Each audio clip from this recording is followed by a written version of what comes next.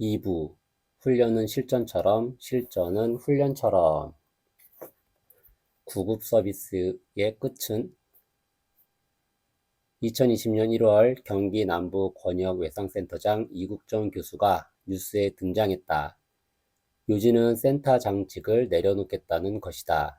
그 이유는 외상센터 운영을 놓고 병원 측과 갈등이 증폭되면서 도저히 해답을 못 찾았기 때문이다. 나는 이국종 교수의 팬이다.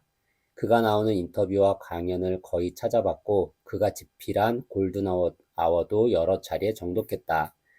그는 아덴만 여명 작전 이후 3호 주얼리호의 석혜균 선장과 북한 귀순병사 오청성을 살려낸 것으로 대중에게 잘 알려져 있다. 내가 그를 좋아하는 이유는 중상을 입은 환자들이 가야 하는 외상외과의 개척자이기도 하지만 그의 행동이 21세기의 예수님 같기 때문이다. 그 사람은 가서 자기를 낫게 하여 주신 분이 예수라고 유대 사람들에게 말하였다. 그 일로 유대 사람들은 예수께서 안식일에 그러한 일을 하신다고 해서 그를 박해하였다. 요한복음 5월 15절에서 16절.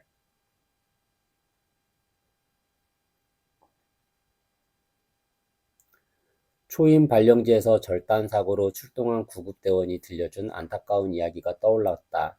구조, 구급 출동 지령이 동시에 들어왔다. 현장에서 어깨 아랫부분이 잘려나간 환자가 발생했다. 초비상이다.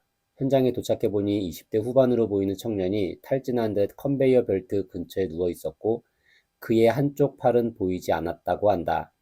철 가공 회사였다. 요 구조자는 퇴근 시간이 되어 컨베이어 벨트 전원을 끄고 청소를 하던 중에 갑자기 컨베이어 벨트가 작동하였고 팔은 차가운 기계 안으로 빨려 들어가고 말았다. 구조대원들은 산소 절단기를 이용해서 문제가 되는 컨베이어 벨트 부분을 잘라 분리된 팔을 찾았고 구급대원들은 의료 지도를 받아 환자를 응급처치했다. 환자의 손상된 팔을 젖은 거즈로 드레싱하고 이송할 병원을 수소문했다. 헬기도 요청했지만 오지 못했다. 119 종합상황실에서는 충남의 권역의상센터는 치료할 수 없다고 알려왔고 아주대 경기남부 권역외상센터로 가야 한다고 했다. 빨리 밟으면 1시간 거리에 있는 아주대학교 권역외상센터로 달렸고 우연히 환자가 여자친구와 통화하는 내용을 들었다고 한다. 우리 결혼 힘들 것 같다. 나 팔 잘려서 장애인으로 살아야 한다. 환자가 고통과 절망으로 울부짖는 동안 구급차는 달리고 달려 경기 남부 권역외상센터에 환자를 인계했다. 며칠 후 그 환자에게서 전화가 왔다. 수술은 성공하지 못했으나 정말 고맙다고 했다. 심한 외상 환자가 가야 하는 곳, 가서 소생을 기대할 수 있는 곳, 뼈를 갈아서 소명 하나로 버티는 곳, 헬기가 시끄럽다고 지역 주민들로부터 탄원서를 받는 곳, 그곳이 경기 남북 권역외상센터를 비롯한 전국의 권역외상센터이다. 구급 서비스의 끝은 응급실 의료인에게는 시작이다. 우리가 일이 끝났다고 긴장을 풀고 안도의 한숨을 쉴 때 의료인의 긴장은 시작된다. 외상센터의 필요성은 아무리 강조해도 지나치지 않다. 하지만 필요성이 경제성과 일치하지는 않는다. 아주대병원 측과 이국종 교수의 갈등도 필요성과 경제성의 문제였을 것이다.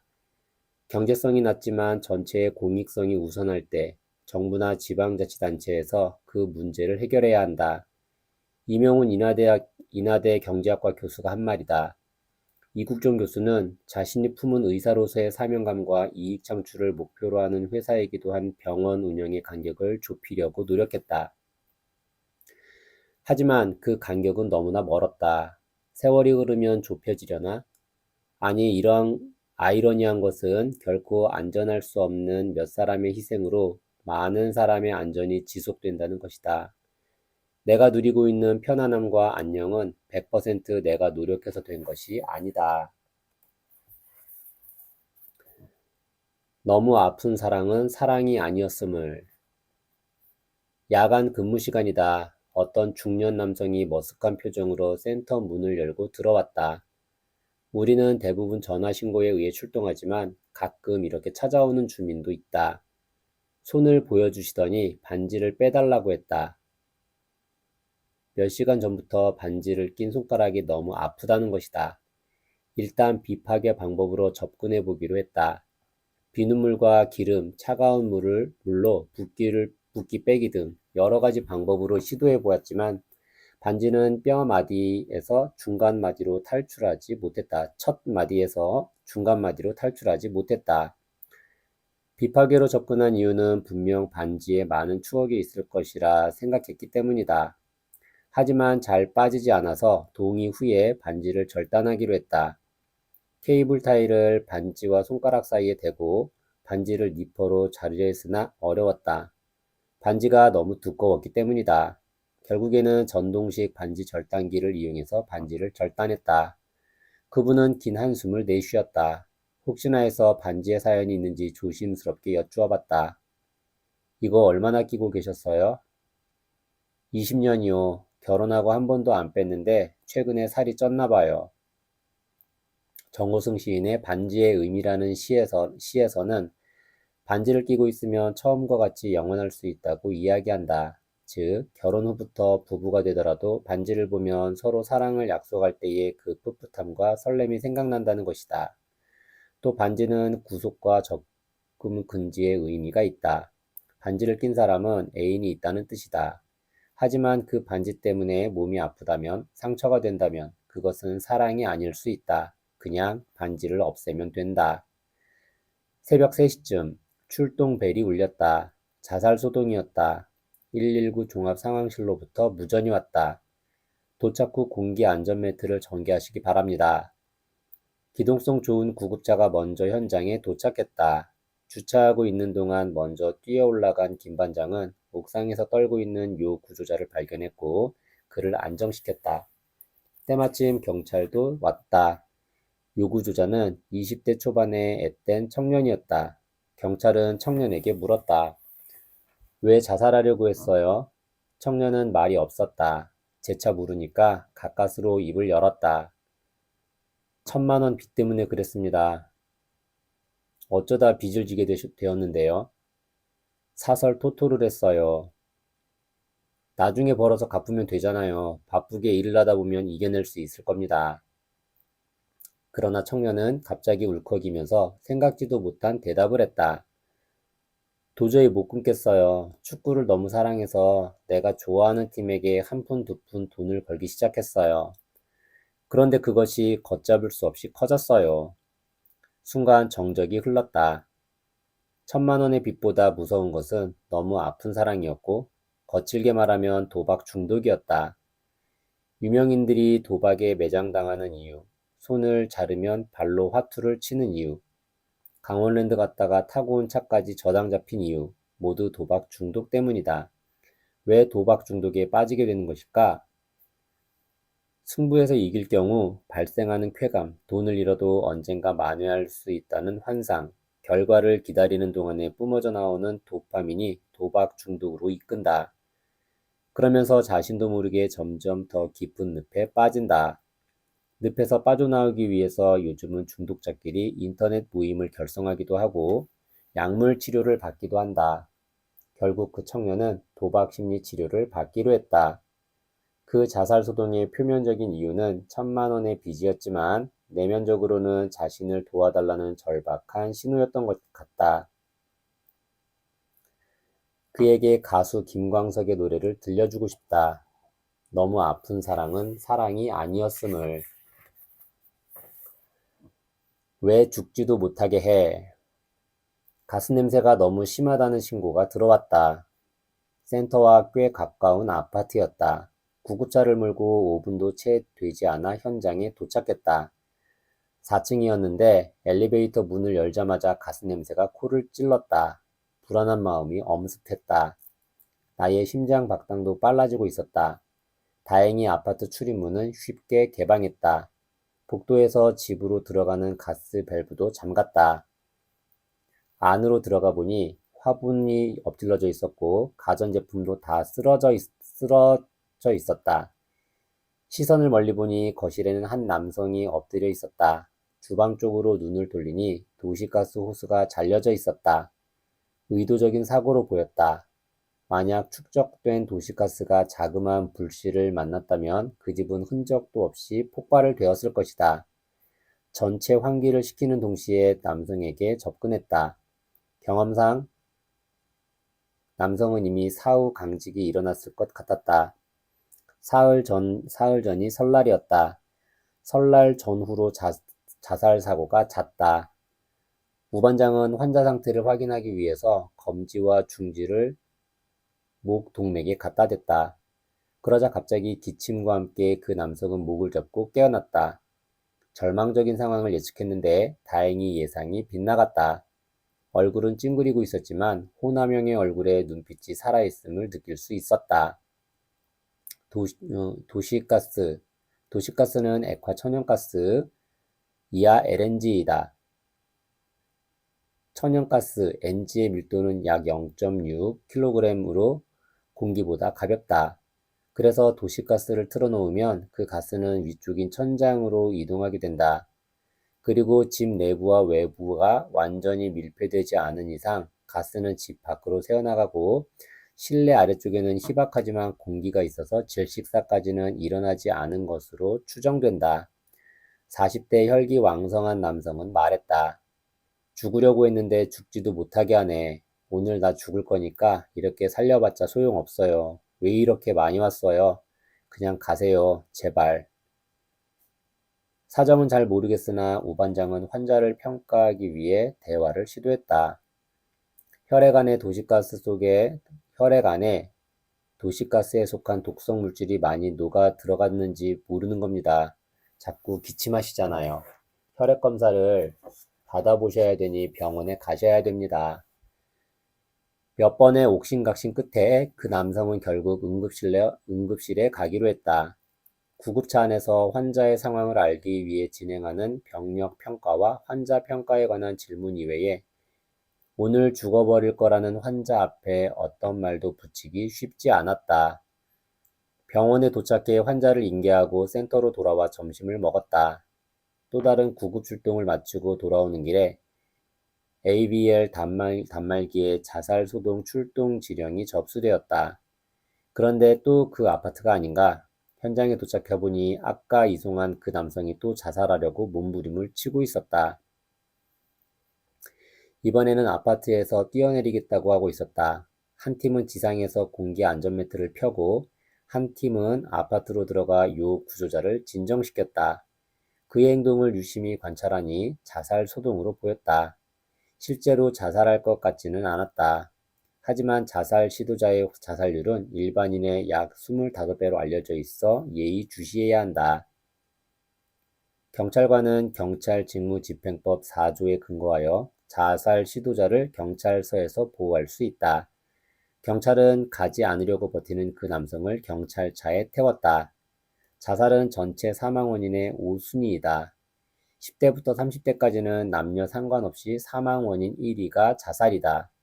자살 예방센터 직원은 그 남성을 찾을 것이다. 그리고 그의 이야기를 충분히 들어줄 것이다. 왜 죽지도 못하게 하냐는 남성에게 어떤 이는 어머니를 봐서라도 죽으면 안 된다고 말하고 어떤 이는 자식을 생각해서 살아야 한다고 말한다. 생명에 대한 나의 생각은 자연의 순리를 따르는 일이다. 식물이 떡잎을 내밀고 비바람을 맞아도 꽃을 피우고 자연스럽게 지듯이 자연의 일부인 사람도 죽음에 대해 스스로 목숨을 끊으려 하거나 억지 연명을 하지 않고 순응해야 한다고 생각한다. 그래서 만일의 경우에 대비해 사전 연명 의향서나 DNR 동의서 같은 것으로 자신의 뜻을 미리 밝힐 수 있다. 비바람을 맞았다고 식물은 스스로 자신을 포기하지 않는다. 당신은 식물보다 강한 존재다. 당신이 가진 그 강렬한 눈빛처럼 끈질기게 보란듯이 살았으면 좋겠다. 전 남편으로부터 온 문자. 경찰에 협조 요청이 들어왔다. 한 여성이 전 남편으로부터 문자를 받았다고 경찰에 신고한 것이다. 나 지금 자살한다. 내가 핸들을 잡은 구급차 뒤로 소형 펌프차와 미니 구조대 차량이 뒤따랐다. 경찰과 우리 소방대원들은 남성이 거주한다는 빌라로 갔다. 현관문에 우유 넣는 구멍 덮개를 살며시 열어봤는데 안에서 서성이는 요구조자의 다리가 보였다. 경찰이 문을 두드렸다. 그는 소리쳤다. 그냥 가라고, 가라고, 제발 가란 말이야.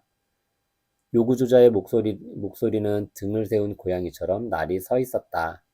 혹시 칼을 소지했을 수도 있고 다른 방법으로 자살을 시도할 수도 있기에 긴장을 늦출 수 없었다. 10여 분 동안 문을 열어달라고 말했으나 들려온 대답은 아까의 대답과 거의 비슷했다. 강제 문 개방을 결정했다.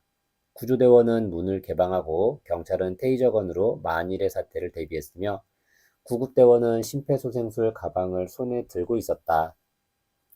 긴장되는 순간이었다. 문 따는 소리 이외에는 아무 소리도 들리지 않았다.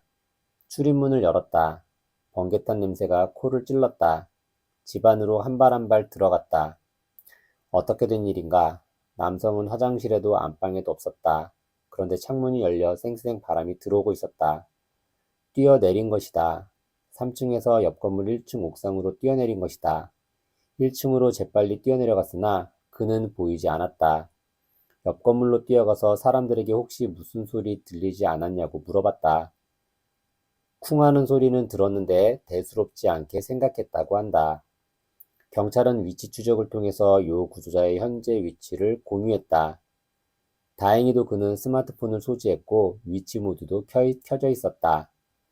영화 추격자를 떠올리게 하는 상황이었다. 영화 속 전직 형사 김윤식은 사이코패스 하정우를 잡으려 추격했지만 우리는 그의 안정치 못한 상태, 나아가서는 생사 여부를 확인하고자 추적하고 있었다. 파리바게트 앞에 있는 것으로 나옵니다. 경찰로부터 연락이 왔다. 파리바게트 앞으로 달려가 보니 아무도 보이지 않았다. 그가 그임을 확인할 수 있는 유일한 단서는 현관문의 우유 투입구 구멍을 통해 확인한 그의 검은 바지뿐이었다. 검은 바지를 입은 남자들의 눈을 관찰했다. 눈빛이 떨리거나 피하면 범인, 아니 그 사람일 가능성이 높기 때문이다. 하지만 그런 사람은 보이지 않았다. 어느 아파트 앞에 있다는 위치 추적 결과가 다시 나왔다.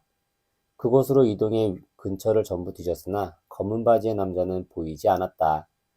문득 요 구조자의 얼굴을 알아낼 방법이 떠올랐다. 카카오톡에 요 구조자의 전화번호를 추가하여 친구 목록을 하고 새로 고침을 눌러봤다. 사진은 없었고 죄송합니다는 문구만 확인할 수 있었다.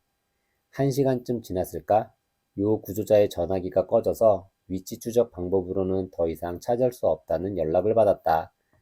2시간 만에 경찰은 장기적 접견이 필요할 것 같다며 1차 상황 종료를 선언했다. 새벽 4시였다. 경찰은 잠복 근무를 통해서 그 사람을 찾아낼 것이고 자살 소동의 원인에 관해서 물을 것이다. 센터로 돌아오면서 어떤 상황이 그를 자살로 이끌었는지 모르겠지만 그가 문자를 보낸 전처가 그의 마음을 녹일 수도 있지 않을까 하는 생각이 들었다. 10명의 자살자 중에 3명은 정신적 문제로, 3명은 경제 문제로, 2명은 육체적 질병 문제로, 1명은 가정 문제로 자살한다고 한다. 이 남성은 어떤 문제가 있었을까? 통계청이 발표한 2018년 사망 원인 통계 연보에 의하면 2018년 자살 사망자는 13,670명이다. 그러니까 매일 37명 정도의 자살 사망 사고가 있는 것이다. 이 숫자는 교통사고 사망자 수의 2.5배 정도나 높다. 큰 문제가 아닐 수 없다. 아침이 되어 센터장님께 이 사고건에 대해서 보고드리니 경기가 어려울수록 이런 자살 소동은 더 많아질 거라 말씀하셨다. 그 남자는 무엇 때문에 죄송합니다라는 말을 써놓은 걸까? 돈을 못 벌어서 죄송한 건지, 아내를 아껴주지 못해서 죄송한 건지, 아니면 또 다른 무엇 때문에 죄송한 건지 궁금하기도 하고 안타깝기도 하다. 그가 서 있던 곳은 수십 미터 높이의 낭떠러지였다. 소방관이나 경찰관이 아무리 노력하더라도 한계가 있다. 공기 안전 매트를 빨리 전개해서 운이 좋으면 추락해도 살 수 있고 로프를 타고 위층에서 내려와서 삶과 죽음의 경계에 있는 그를 잡을 수도 있다. 그러나 그것은 엄청나게 어렵고 힘든 일이다. 그가 돌아설 방법이 있을까? 자살예방센터 직원이라면 우울증 약을 먹거나 경제적인 문제가 해결되면 그가 돌아설 수 있다고 말할지도 모르겠다. 나라면 극단의 선택 앞에서 사랑하는 사람을 다시 한번 떠올릴 것이다. 그러니 목숨을 버리기 전에 한 번만 뒤돌아보자. 그곳에 사랑하는 어머니와 딸, 친구들이 있다. 그들은 당신이 돌아서기를 간절한 눈빛으로 기다리고 있을 것이다. 당신은 혼자가 아니다. 함께 아파하고 슬퍼할 줄 아는 사람들이 곁에 있다. 돌아서서 사랑하는 이들의 품에 안기자. 그들의 온기를 기억하자. 그것은 힘든 날들을 버텨내는 확실한 원동력이 될 것이다. 깊은 고독, 음독. 초등학교 반창회에 갔다. 친구들 얼굴을 보니 많이 늙어 있었다. 사실 나는 사실 초등학교 때부터 늙은 얼굴이라 동일한 시간이 흐른 뒤에 상대적으로 내가 덜 늙은 것 같았다. 대학교 때 한번 모이고 10수년 만에 반창회를 하니 친구들 이름 뒤에 어떤 직함 같은 것들이 붙었다. 나는 초등학교 때 5년 동안 반장을 했는데 소방서에 들어와서 또다시 반장이다. 성공의 기준을 어디에 두어야 하는가는 각자 기준에 따라 다르겠지만 한국 기준으로 생각해보면 은행에 취직한 친구가 가장 성공했다고 모두들 고개를 끄덕였다. 하지만 인터넷 뱅킹의 활성화 등으로 열심히 하지 않으면 살아남기 어렵다고 말하는 그 친구를 보고 이제는 4차 산업을 준비해야 할 때가 왔음을 느꼈다. 아직 결혼 안 한 친구도 있지만 이혼하고 귀향한 친구도 있었다. 20대에 결혼해서 아들이 중학생인 한 친구 녀석도 왔다. 그 친구는 나와 키가 비슷해서 많이 싸웠다. 어릴 때 무슨 기싸움이 그렇게 중요했던지 하여간 내가 조금 더 이긴 것으로 기억한다. 내 딸은 지금 4살인데 나보다 10년이나 빨리 자식을 낳아서 이제는 슬슬 취미 생활을 찾는 그런 친구다. 부럽다. 그 친구 목에는 여전히 수술 자국이 보였다. 그때 그 사건이 떠오른다. 초등학교 2학년 때였다. 친구는 부모님이 논일하러 나간 사이에 목이 많이 말랐나 보다. 마루 한켠에 갈색 바카스병이 보였다. 아무 의심 없이 바카스를 마셨다. 아니, 바카스병에 있던 농약을 마시게 된 것이다. 친구는 목을 움켜잡고 쓰러졌고 논일을 하고 온 어머니는 신음하는 아들을 발견하고 서울에 있는 큰 병원으로 갔다. 다행히 수술을 잘 마쳤다. 목과 가슴에 흉측한 수술 자국을 남겼지만 결국 살았다. 실수로 음독을 한 것이다. 나 역시 실수해서 자유롭지 않았다. 2년 전 2살 딸아이가 감기에 걸렸었다. 아내가 약을 먹이라고 해서 잠결에 정수기 옆에 있는 BTB 용액을 먹였다. 정수기 오른편에는 BTB 용액이 있었고 정수기 왼편에는 비슷한 용기에 담긴 감기약이 있었다. 착각이었다. 아이는 콜록콜록 기침을 했고 그제야 정신이 바짝 들었다. 의사는 BTB 용액은 영아가 먹어도 미량이라 괜찮다고 했다. 이렇듯 바보 같은 실수의 음독도 있지만 많은 경우에 의도를 가지고 음독하기도 한다. 오늘의 출동은 후자에 속했다. 70대 아버지가 아들과 말다툼 후 농약을 먹고 현재 심정지 상태라는 신고를 접수했다. 구급차 엑셀을 밟고 목적지로 향했다. 코로나 여파가 끝나지 않아 먼저 감염 보호복을 입은 구급대원들은 심폐소생술 장비를 챙겨 엘리베이터를 타고 올라갔고 나와 지반장은 1층에서 감염 보호복을 착용하고 분리형 들것을 들고 엘리베이터에 탔다. 현관문을 열고 안방으로 들어갔다. 며느리는 오열하고 있었고 아들은 머리를 움켜쥐고 있었고 너무 마른 환자는 눈을 뜨고 허공을 응시하고 있었다. 그의 옆에는 소주병과 음료수병이 있었다. 먼저 들어간 구급대원은 제세동기의 심장 리듬을 확인하고 있었다. 제세동기의 리듬은 정상적이었으나 의식 수준을 평가해 본 결과 통증에 반응하지 않았다. 즉, 호흡 맥박은 이때 의식이 없었다. 산소 포화도가 낮아서 15리터를 백밸브 마스크로 투여했다. 음독했던 병과 소주병을 비닐팩에 넣고 분리형 들것에 의식 없는 환자를 싣고 구급차로 갔다. 아들은 보호자로 구급차에 같이 탑승했다. 대한민국 농약 음독 치료 분야의 최고 권위자가 있는 근처 대학병원으로 급히 출발했다. 병원에 도착하자 보호자인 아들은 접수하러 뛰어들어갔고 우리는 의료진에게 상황을 설명해주고 농약이 들어있는 병과 환자를 인계했다. 우리가 할 일은 거기까지다. 의료진들은 분주하게 각종 장치를 환자에게 연결했다. 터벅터벅 구급차로 다시 돌아왔다. 센터로 돌아오는 구급차 안에서 대표적이고 끔찍한 농약으로 악명이 높았던 그라목손 농약에 대해 궁금한 것이 있어서 집안장에게 물어봤다. 그라목손 음독 환자에게 왜 산소를 투여하면 안 될까? 그라목손은 폐를 섬유화하는데 그 섬유화를 산소는 그 섬유화를 더 빠르게 진행시켜줘요. 즉 호흡이 점점 더 불가능해져요. 그라목손은 무서운 것이더라고요. 예전에 실습할 때 실수로 그라목손을 음독한 할머니가 응급실로 들어왔어요.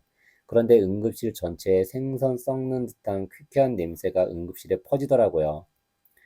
음독했을 때는 그라목손의 냄새가 퍼지듯이 식도부터 시작해서 죽음이 퍼지는 것이다. 구급대원은 물론 의료진도 살려내기 어렵다. 아들과 아버지는 어떤 이유로 싸웠는지도 어떤 농약을 먹었는지도 분명치 않다. 하지만 분명한 것은 환자가 다시 살아나서 아들하고 화해해야 한다는 것이다. 지금 응급실에서 눈물을 흘리고 있는 그 아들은 30년 전에 당신이 낳은 가장 소중한 보물이다. 환자가 빨리 의식을 되찾기를 기도한다. 오늘은 아버지께 전화 한 통 드려야겠다. 훈련은 실전처럼, 실전은 훈련처럼. 지난 여름 세모유치원에 소방훈련이 있어서 방문했다. 화점을 정해주고 실제 화재가 났다고 가정하고 선생님들이 주도하여 훈련하게 했다. 통보, 피난 유도, 소화로 이루어진 훈련을 지켜봤다. 어린 선생님부터 나이가 지긋한 선생님까지 마지못해 훌륭하는 것이 눈에 보였다. 소방 훈련 종료 후 재차 훈련을 진행시켰다. 나이 지긋한 한 선생님은 혼잣말처럼 하지만 우리에게 들릴 정도로 중얼거렸다.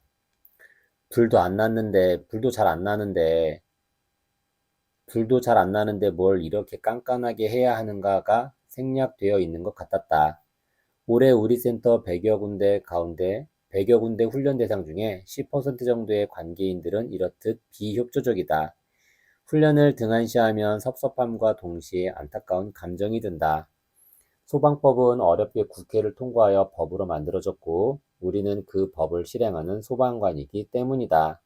법을 실행하는 것이 가족을 위하고 국민을 위하는 길이라는 확신이 있기 때문에 다소 핀잔을 듣더라도 확실하게 훈련을 진행하는 것이 우리 소방관의 의무라고 생각한다. 통보, 소화, 피난 유도 등으로 이루어진 소방훈련은 한 번이라도 머리가 아닌 몸으로 해보는 것이 좋다. 겪어보면 구멍이 보인다. 옥내소화 전에 소방호스와 관창이 분리되어 있기도 하고 방수개시를 외치면 물이 나와야 하는데 소방펌프가 고장이 나서 물이 안 나오는 경우도 있다. 일반적으로 사용하는 ABC 소화기에 압력이 없어서 소화약제가 안 나오기도 한다. 소화기의 안전핀을 못 뽑아서 사용하지 못하는 경우도 허다하다. 때로는 옥내소화전과 소화기의 위치를 모르기도 한다. 한 번이라도 실전이라고 생각하고 훈련하면 그것은 실전과 같은 효과가 있다. 1년의 시간이 지났다. 출동 예비 지령이 들렸다. 불이 났어요. 불이 났어요. 빨리 와주세요. 여기 세모 유치원이에요. 작년에 훈련을 진행한 그 유치원이다. 큰일이다. 센터 모든 차량이 출동했다. 우리 소방서는 화재가 났을 때 현장 도착 후 응급 환자가 없다고 판단되면 구급대원도 진압대원과 함께 화재를 진압한다. 소형 펌프차 진압대원은 이미 유치원 안으로 들어가고 있고 유치원 어린이들과 선생님들은 손을 잡고 밖으로 나오고 있었다. 날씨가 추워서 아이들은 벌벌 떨고 있었다. 나는 화재 발생 장소인 주방으로 들어갔다. 스프링클러가 터져서 물이 비처럼 쏟아져 내리고 있었다. 탄 냄새가 진동했고 연기도 자욱했다. 환풍구에는 화재 때문인지 큰 구멍이 나 있었다. 주방 조리사는 어쩔 줄 몰라 발을 동동 구르고 있었다. 주 펌프실로 들어가 스프링클러의 메인 밸브를 잠그니 비처럼 쏟아지는 물도 멈췄다. 미처 대피하지 못한 어린이가 있는지 보려고 위층으로 올라갔다. 계단에는 소방관이 불 끄는 그림이 전시되어 있었다. 인명 검색한 결과 건물 안에는 아무도 없었다. 날씨가 추워서 감기에 걸릴까봐 선생님들은 아이들의 겉옷을 2층에서 마당으로 옮기고 있었다. 주변이 거의 정리되어 있어서 센터로 복귀했다. 센터장님은 조금 늦게 센터로 들어오셨다. 대응팀과 같이 주방에 설치된 CCTV를 확인했다고 한다.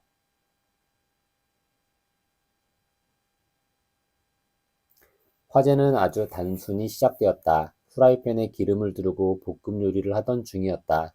그때 기름 때문인지 후라이팬에 불이 옮겨 붙었다. 깜짝 놀란 조리사는 앞치마를 벗어서 불을 끄려고 했다. 하지만 불은 꺼지지 않고 순식간에 사방으로 번졌다. 조리사의 주위에는 빨간 소화기 2개가 보였다. 2019년에 대한민국의 학교에서 173건의 화재가 발생했고 약 19억 원의 재산 피해가 있었다. 만일 관계인들이 훈련에 좀 더 힘을 쏟았다면 피해는 조금 더 줄었을 것이라고 확신한다. 제대로 훈련을 받았다면 앞치마가 아닌 빛이 된 소화기로 진화를 시도했을 것이다. 결론적으로 인명피해는 없었지만 아이들이 이런 화재를 처음 겪어봤는지 훈련 때 웃고 떠들던 아이들의 천진난만한 표정은 없었다. 실전이 그렇단다. 아이들아. 다친 사람은 없었지만 일주일 정도 유치원 문을 닫고 보수공사를 해야 할 것이다. 아마 누군가는 훈련을 제대로 받을 걸 하며 후회하고 있을지도 모르겠다. 건물 관계인들이 훈련을 제대로 받아서 생명을 안전으로 이끈 경우도 많다. 새벽에 자살소동건으로 근처 아파트로 출동했다. 4층에서 20살쯤 되어 보이는 여성이 창문을 열고 베란다에 서 있었다. 그녀는 아버지에 대한 불만을 토해내고 있었다. 다행히도 지상층에서 이미 관리사무소 직원들이 공기 안전매트를 다 펴놓은 상태였다. 이렇게 즉각적인 대처는 매년 실시하는 고층 건축물 훈련을 제대로 소화한 결과이다. 현명한 사람은 훈련을 실전으로 여긴다. 그렇지 않은 사람은 훈련으로 아무것도 얻지 못하는 사람이다. 현장이 나에게 준 3번째 가르침은 간단하다. 훈련은 실전처럼, 실전은 훈련처럼.